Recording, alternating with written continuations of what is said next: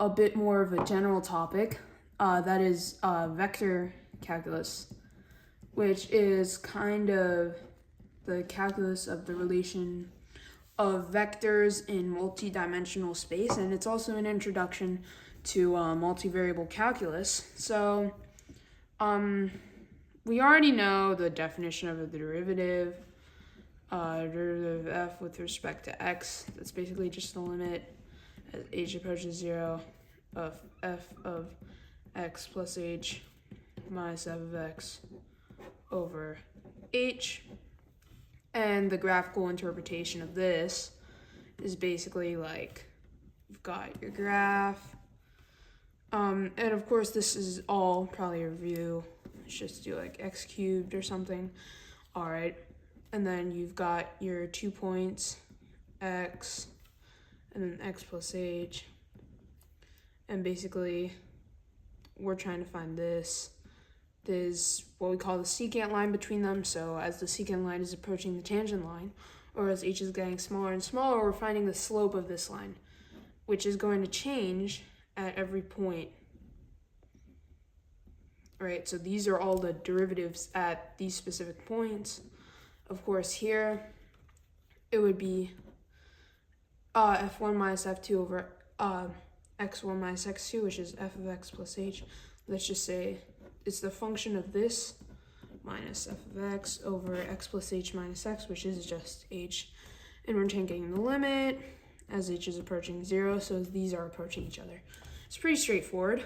And then in vector calculus / multivariable calculus, we have this idea / notion of a partial derivative, and that happens when you've got multivariable functions. Let's just define it as x squared plus y squared.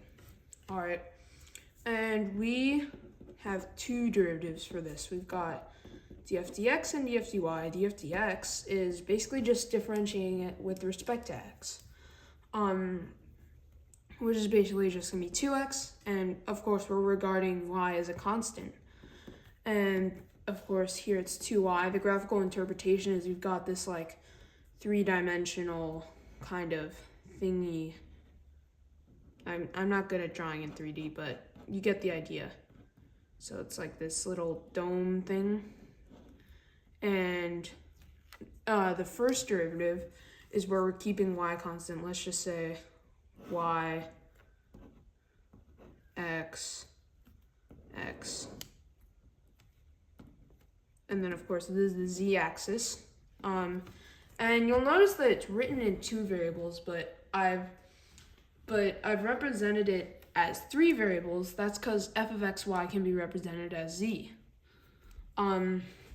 So basically, we're going to keep the y constant, and when we're taking the partial derivative with respect to x, for any point on this plane where y is like constant, and we're just taking the slope with respect to x, it's going to be this. So you can just input x points, and you're going to get a kind of scalar value, which will kind of tell you the slope of the line. That of course, this is just one slice of the plane where y is constant. And that may be a little hard to wrap your head around, but this is going to be very useful later on. So first thing I'm going to talk about is the gradient. So the gradient of a curve is basically denoted like this, and it is essentially the vector with components df dx and df dy. And of course, we can expand this to multiple dimensions depending on how many dimensions this function is. So it could be f, x, y, z. It could be, if we take the gradient of that, it could basically be df dx, df dy, df dz. And I'm basically assuming you have a broad kind of knowledge of what a vector is. A vector is essentially something with both magnitude and direction. And the way we would represent these kinds of things, so if we have, for example, 3, 4, 5, then we would basically have and we have this is our graph.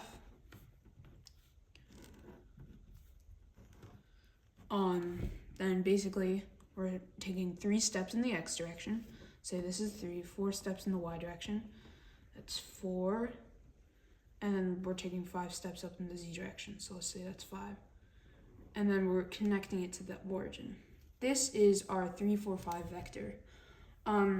Okay, and the gradient is actually pretty interesting because what the gradient does is it takes a scalar function input, and this is what we call a scalar function because it's not defined in terms of vectors. And basically what it does is it turns it into a vector field essentially. So, and what's cool about this is if we have, let's just say, if we have like a function like this, curvy, then what's happening with the gradient is actually the projection of these, kind of the projection of steepest descent on a 2D plane, which might be hard to wrap your head around, but essentially what the gradient does is it makes a vector field that's like this. It does a bunch of vectors, and all the vectors are pointing in the direction which you would have to go to reach the steepest place you could get to.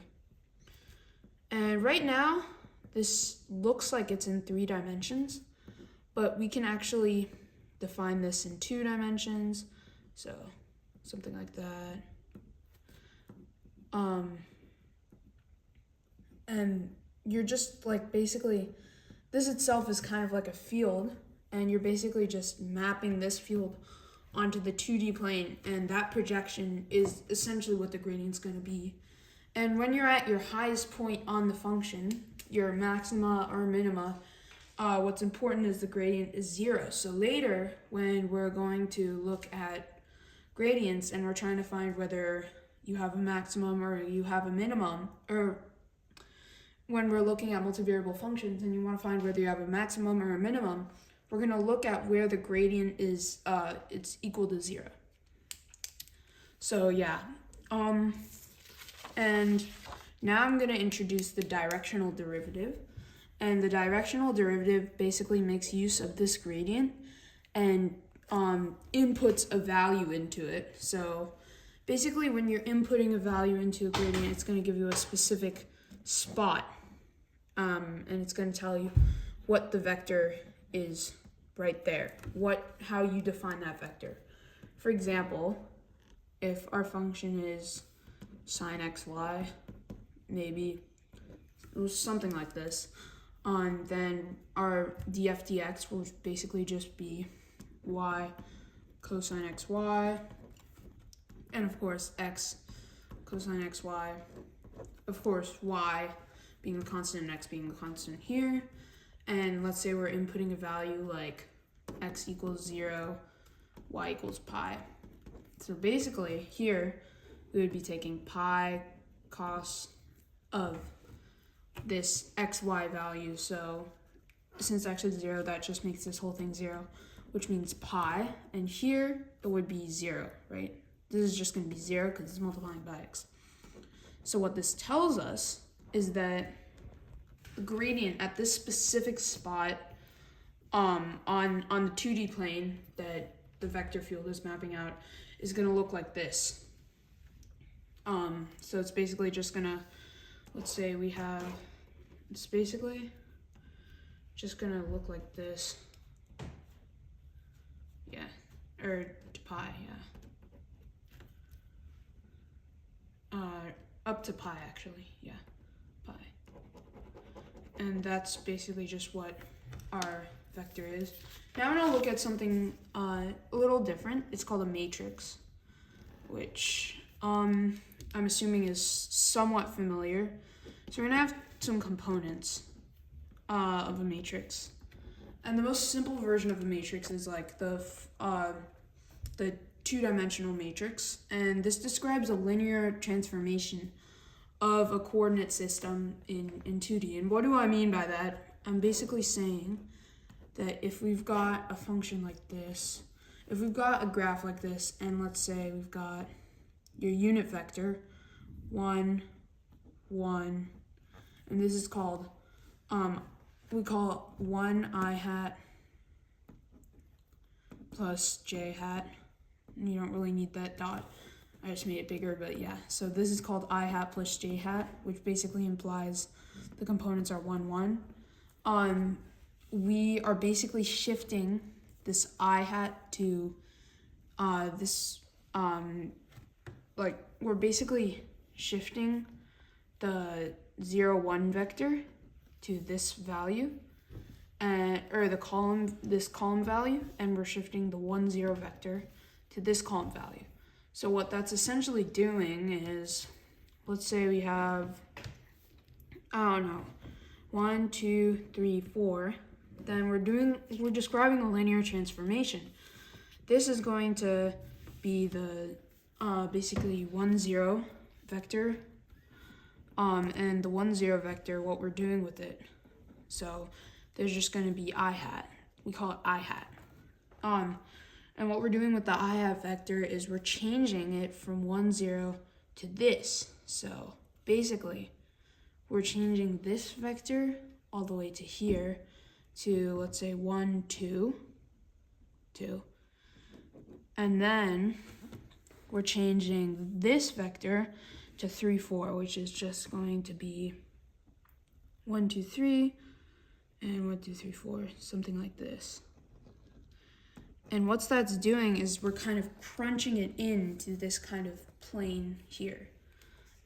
So all of the kind of coordinate system here is being crunched in, which is, again, a pretty broad concept. So yeah, now, like I said I'm going to introduce the directional derivative.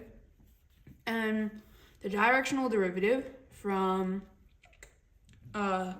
point A0, comma B0 to A1, B1 is essentially equal to the gradient of f evaluated at this, A0, B0, dotted with this, A1, B1. And just to refresh your memory, what we're doing when we're taking the dot is we're multiplying the individual components by each other. So that x component by the x component, so A0 I hat, so A0 I hat times A1 I hat plus B0 I hat, B0 j hat times B1 j hat.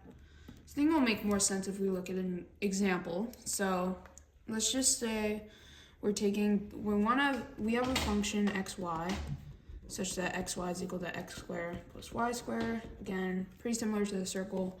And what we're doing is we want to basically take the gradient, which is going to be 2x comma 2y. Let's say we're finding the directional derivative from 1, 0 to 2, 0.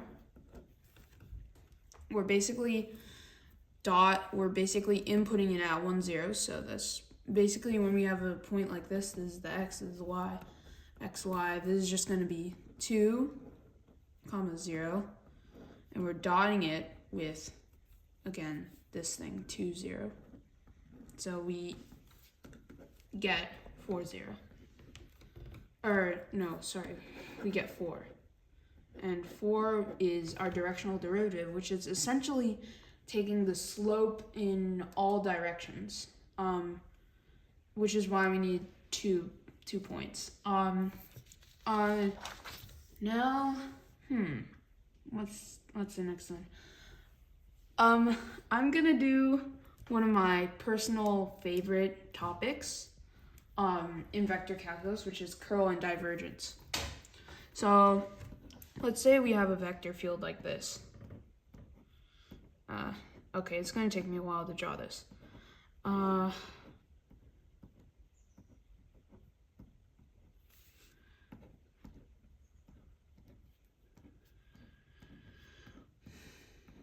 But essentially you get the idea. It's just a collection of different vectors, which is describing the flow of something, right?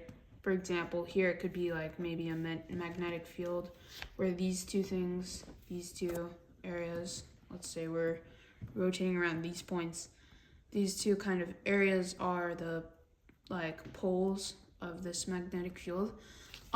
So basically curl in 2 dimensions, in 2D, is defined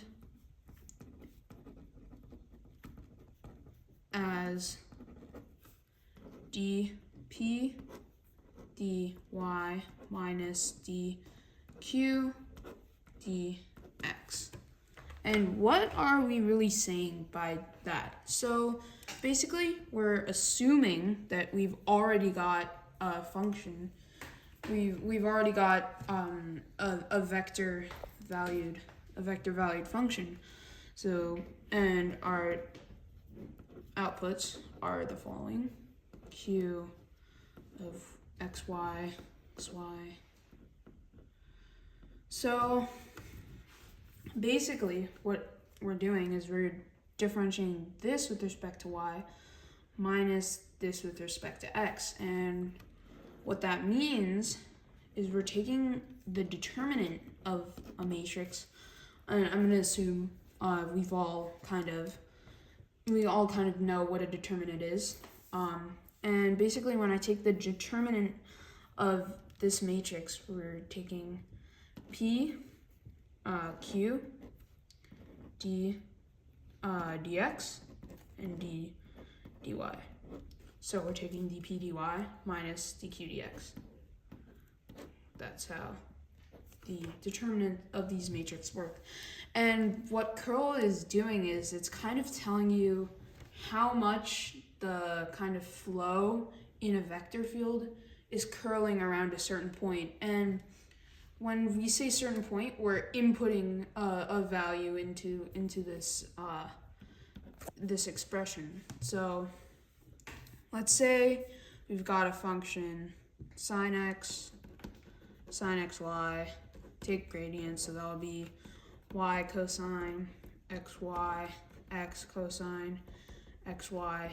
Then from there, if we want to take the curl of this gradient, what we're doing is we're taking dp dy, so we're differentiating this with respect to y, is just going to give us cosine xy minus dq dx, which is cosine xy. And of course, what this tells us is that at any point, at any point, this is always going to be 0, right? Which implies that the whole vector field as a whole, this vector field, has the property of conservatism, which basically means that this equals 0.